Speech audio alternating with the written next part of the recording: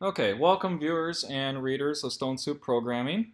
Today's tutorial is a demonstration on how to use Spring Boot and Kotlin to create a web application that reads and writes from a database. And I'm going to be using the IntelliJ IDE to develop this application. So we begin by creating a new project and we'll click Create New Project here, and we're going to use Spring Initializer. If you don't have this, this is a plugin to IntelliJ. So I'm going to click Next, and we're going to give the project a name.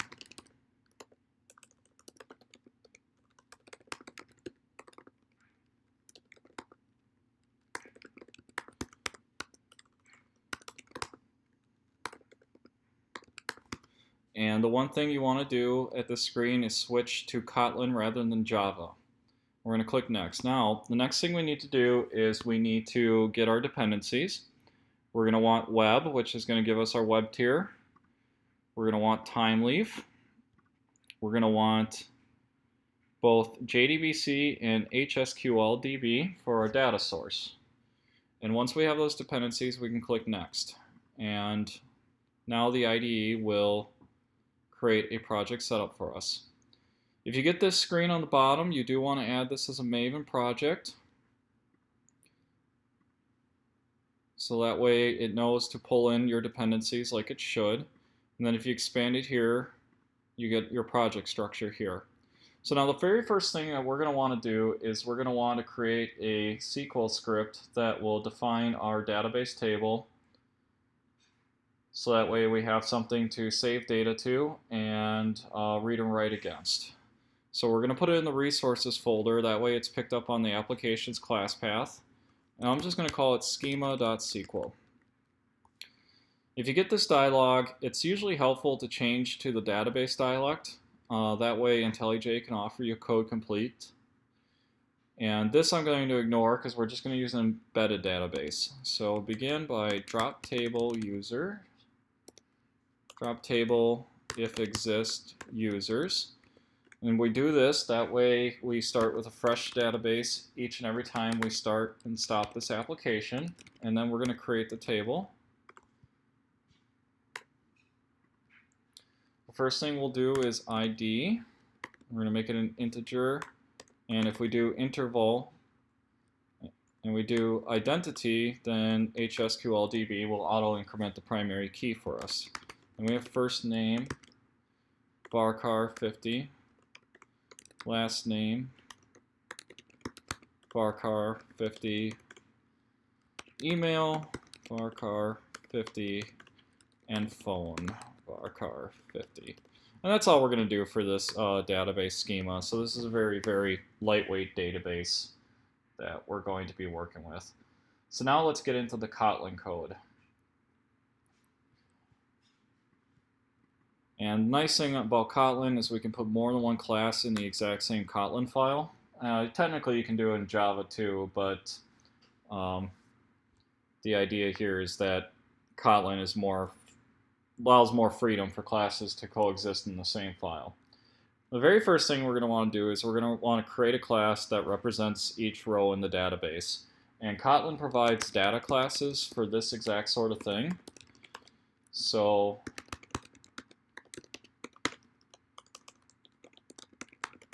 this is how we make a data class, and first name.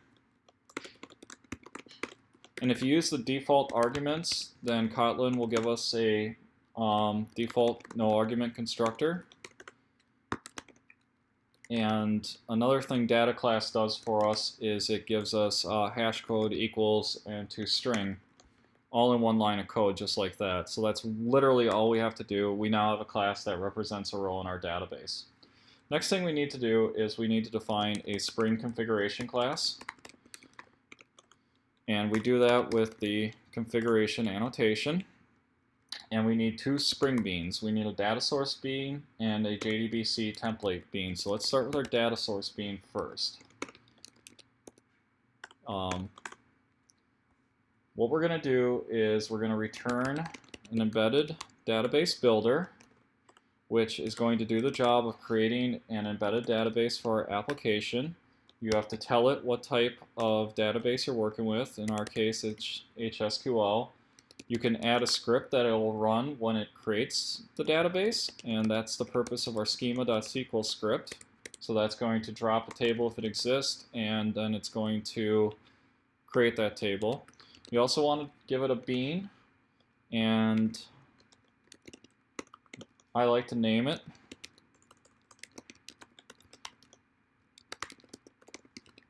Okay, so now we have a data source bean in our application context that we can use for other things. And the other thing we're going to use it for is to create our JDBC template object, which requires a data source for its constructor. I'm going to qualify it, that way I know that I get the bean that I just wrote.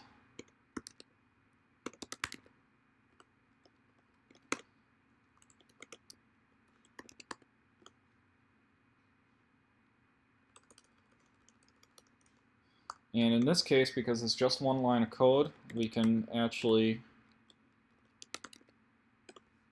just do that for Kotlin. We don't need curly braces there. And once again, we just want to give it a bean definition. So now we've configured our Spring environment.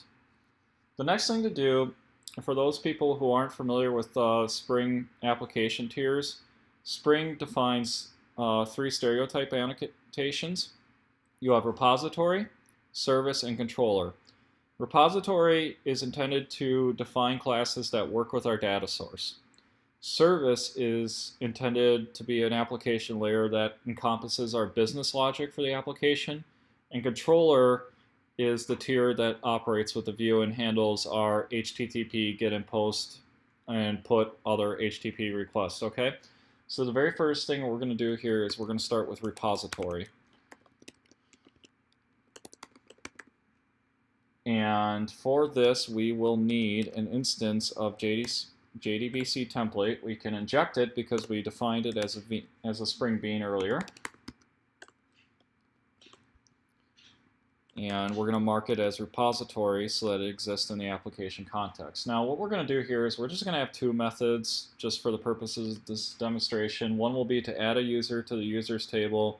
The other one will be to query all the users and get back all records of users from this database. So let's start with add user.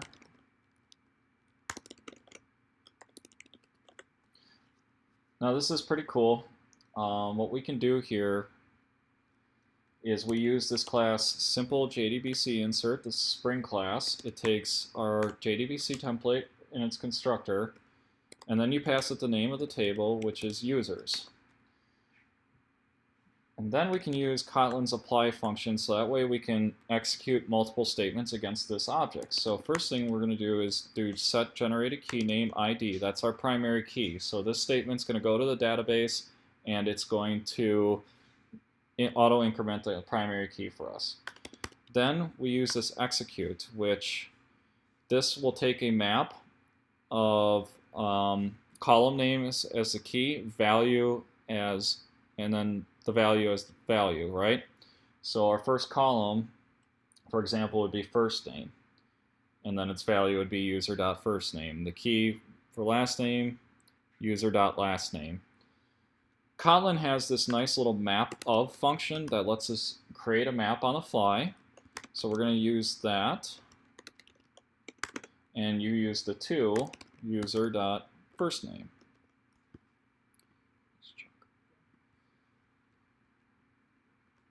And just like that. So now we're just generating a map to pass to this function with the column name as the key and then the field on the user object as the value. And then phone to user.phone.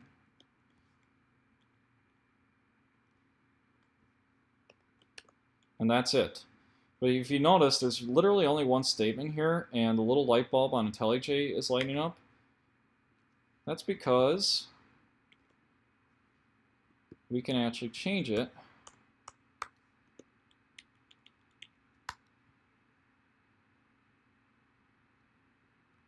Oops, not there.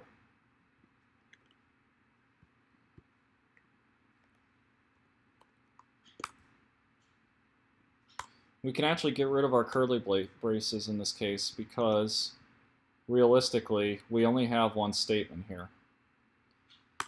So that adds user.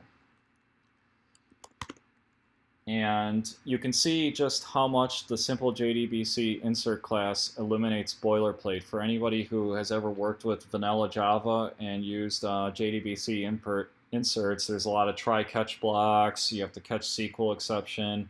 We don't have any of that here. Literally, we are just executing one statement. It creates a simple JDBC insert object.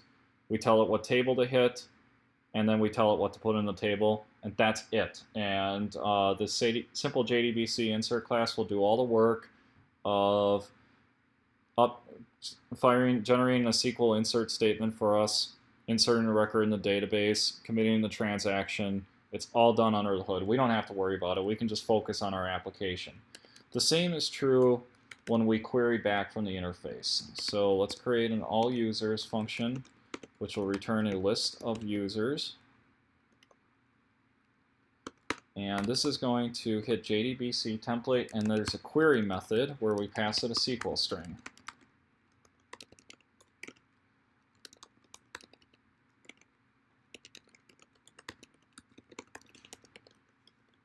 Now, this query takes two arguments. First is your SQL string. The other is a ResultSet Extractor, which is an interface with only one method. Java 8 would call this a functional interface. Kotlin calls this a single abstract method interface, or a SAM. The point is that we can use a lambda here, and that's what we're going to do. We're going to implement this interface using a lambda, and it takes two parameters. First is a ResultSet object, and that's just from JDK. The other one is an integer that stands for the roll number, but we don't really use that here, so Kotlin is nice enough to let us just call that underscore.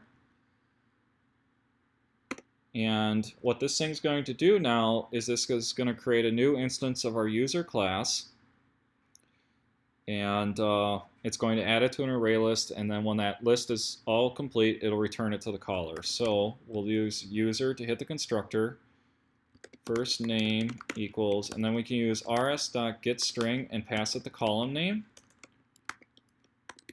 and that grabs the first name. Now notice how Kotlin lets us use named arguments, which is nice because it does improve the readability of our code.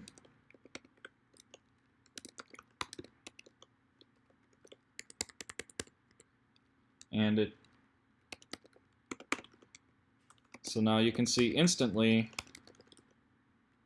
what each argument is. So I'm a big fan of Kotlin's named arguments here. And then phone,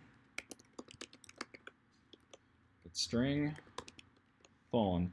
Now these get strings, these have to be the column names in our database, so let's just double check that and make sure. And they are spelled correctly, which is good. That's what we want. And that's all we have to do to read and write from the database. So this is a very good point for those people who don't want to watch the rest of the video. You've now seen everything that you need to see to read and write from a database using JDBCTemplate. For those of you who want to stay on, we're going to finish the rest of the web application here. So we're going to do a service layer now. Service layers are generally supposed to have the business logic of our application. Ours is going to be very boring because all it's going to do is wrap methods for our repository.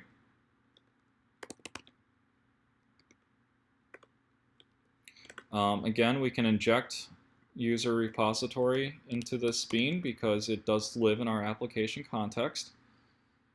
And we're just going to define two functions here.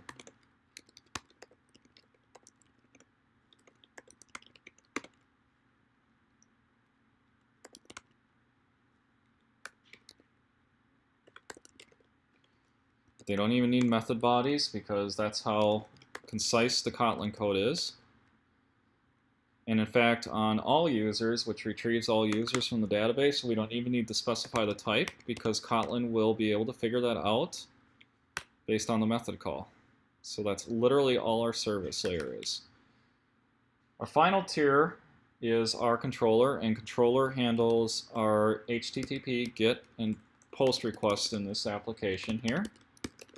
So we're going to create an index controller class. We're going to inject user service into this thing.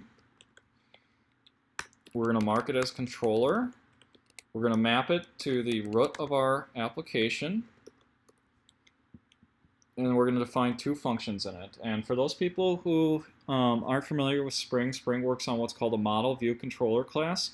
So I'm going to show that with our doGet function. And here you go, model. This model class will get passed back to the template engines, so that way we can render our page, which we will be doing that next. What we're going to want to do also is we're going to want to map that to HTTP GET.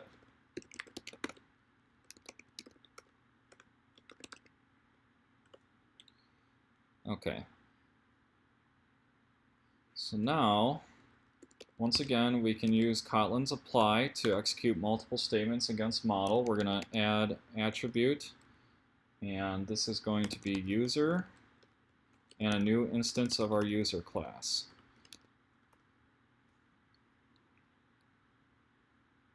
And the other thing we want to do is add another attribute, and this is all users, which once we have users in the database, we will be able to display all our users on the page. And then we tell it to return index, which is the name of our page, and then it will know to render our index page. Next, we're going to do a do post, and this is going to take two arguments, model again, so that way we can return information to the view, and then a user object which will be populated with what we fill out in our form, which I will show you next. Once again, we're going to map this to post.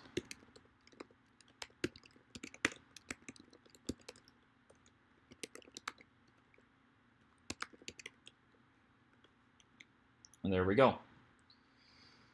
First thing we're going to do here is we're going to call user service, and we're going to add user, and we're just going to pass in user. Then we're just going to return the same information back to the view that we did in doGet. So we call model.apply. We're going to call add attribute user. We're going to pass it a brand new instance of user. Add attribute all users. User service dot all user. And then we return index again.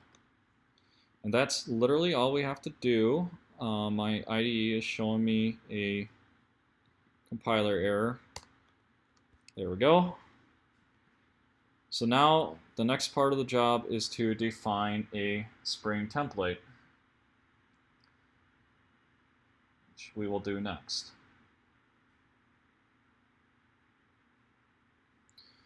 Now templates have to live in the templates folder, and they pretty much look like regular HTML files. So we're going to start by creating a new HTML file like that. Now there's something really cool that we can do with Chrome and IntelliJ. We can actually live edit our web page if you have the appropriate Chrome extension and your IDE configured. And that's what I'm going to do here. I'm going to fire this up so that way all of you can see this page come to life, okay? Now the very first thing I'm going to want to do is I'm going to want to add my XML namespaces.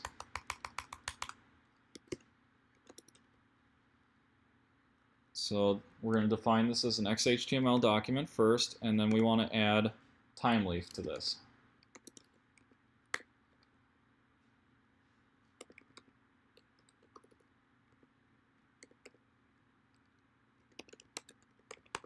Boom, just like that. Now, because this is an XHTML document, we do have to close our tags or it will bark at us very rudely. We're going to use jQuery because jQuery is a dependency on Bootstrap. So we need to add jQuery in, and then we're going to add Bootstrap. Always remembering to close our tags. It will not cooperate, and it will throw a lot of very embarrassing exceptions if you do that. Okay, so the first thing that we are going to do here is we're going to add a form to our page. And that form is going to let us add a new user object. So let's do that. Okay. And if you're paying attention, on the right side of the screen now, you're going to see this page populate as I edit it.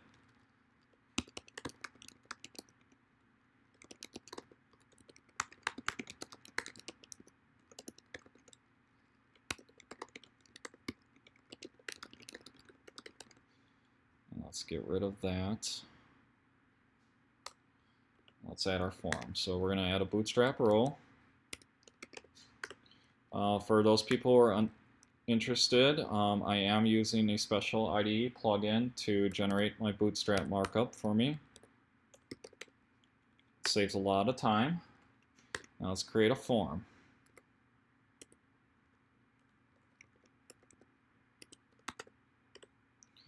Okay, so that's the start of our form.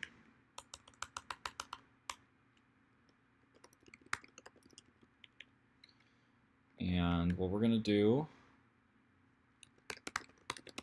is we're just going to flesh this out now. So there's first name.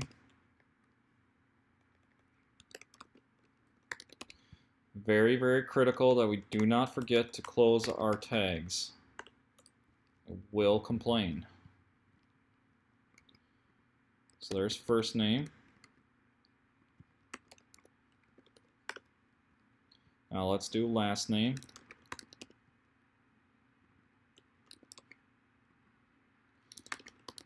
Now for those of you who are wondering, all I'm doing is I'm writing this out as a regular HTML document, and then I'm going to add my time leaf tags into this. But the reason I do it this way is so that way I can see the page getting generated as I write the code.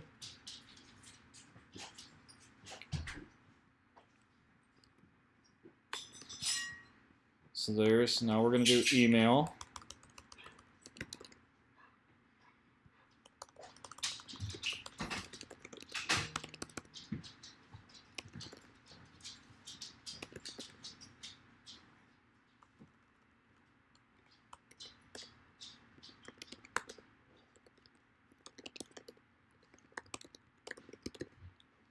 Okay, so there's email. And then phone number is the final field.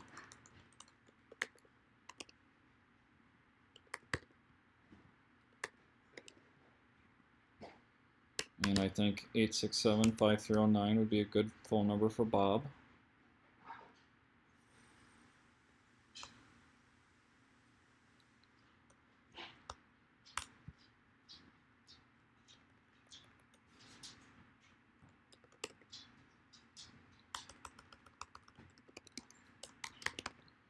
So there we go. There's our form.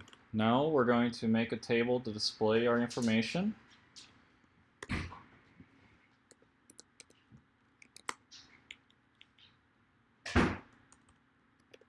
Make a new row, make new columns. Now make a table.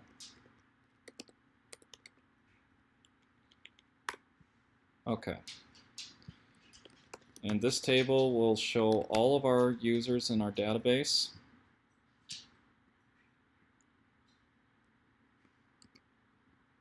Once we have users.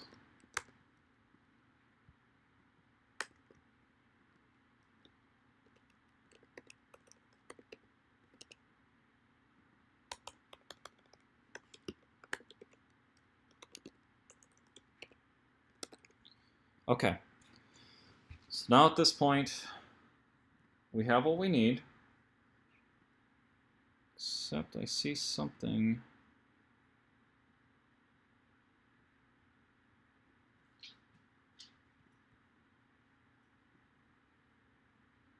Looks like there's an extra character. I gotta find that real quick.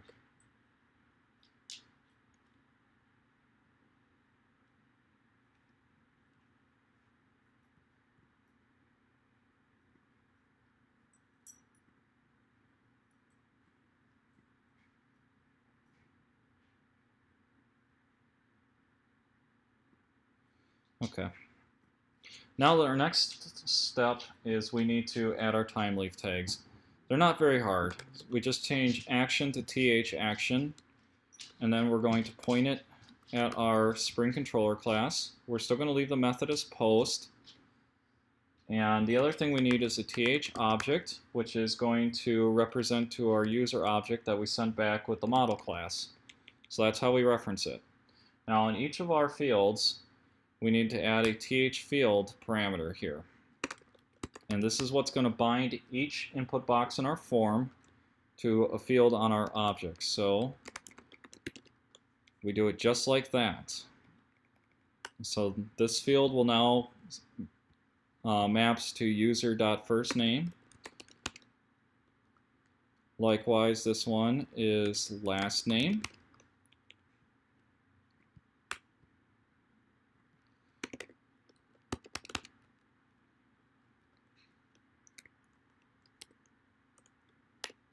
And then email.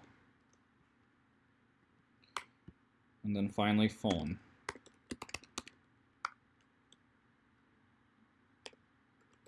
And that's all we have to do with the form.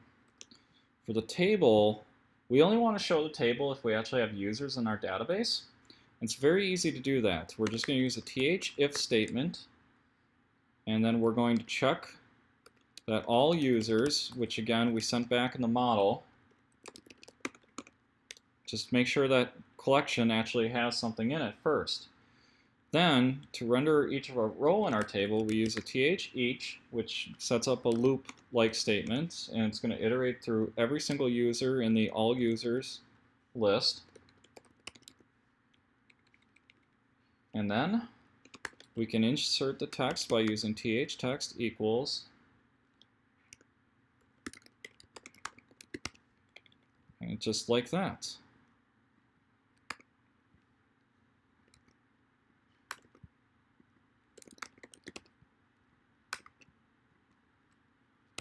Email and phone.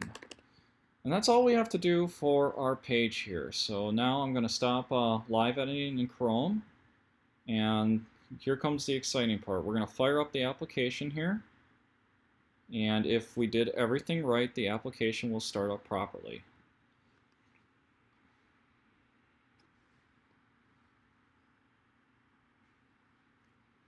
So let's just give it a minute to compile.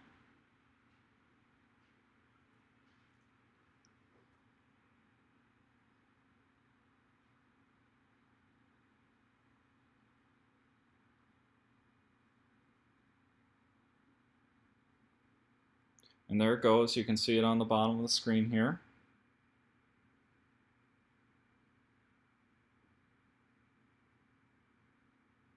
And the application is started, so if I typed everything right without typos, we should be able to go right to localhost.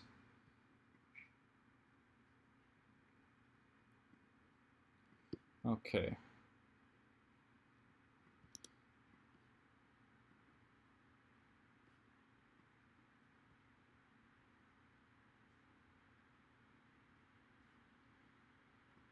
And I had one little typo. I left the S off on, I did all user. It should have been all users.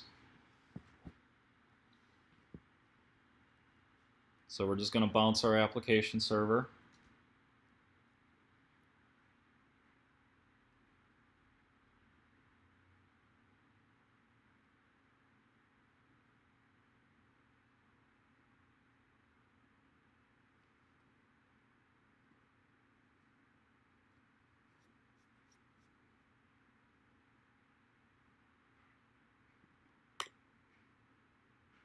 Okay, so here's our page. Let's try and insert a record into our database.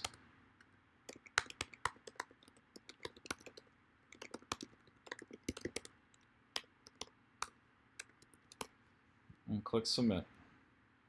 And there we go. We've added Bob into the database. If we want to add Linda,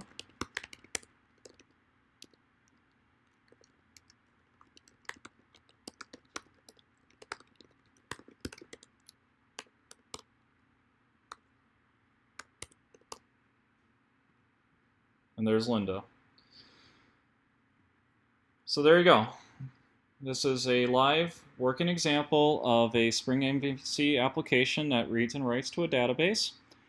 If you have any questions, feel free to leave a comment in the comments section.